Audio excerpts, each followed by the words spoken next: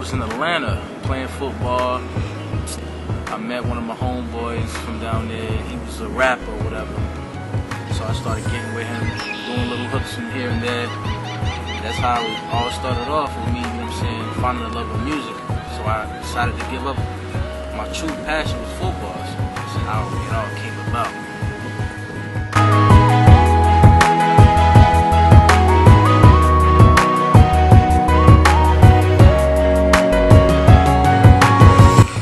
I found myself making music like when I came to New York.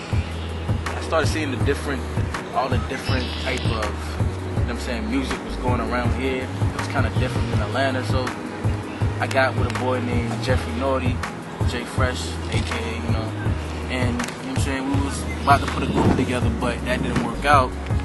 So then I started, you know, songwriting, and that's when that passion became like, okay, I love writing songs, so I love doing this.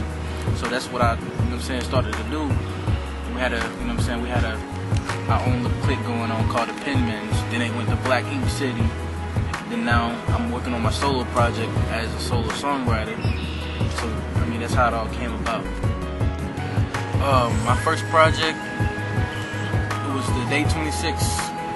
That was my first project was the Day 26 track that I was working with Amadeus from Bad Boys. That was the first one I ever been on. I don't work with a lot of producers, major producers, and you know, I've just been grinding, hustling, trying to really get my music out there. That's how it all started. Parents, my mom, she supports me, but just like she'd rather for me to do something else than music.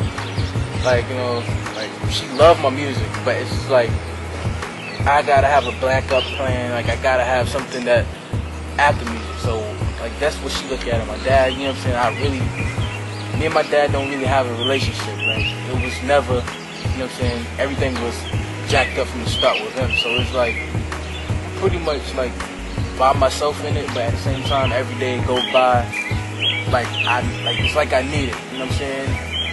I'm a hood dude, you know what I'm saying, but at the same time I know the business.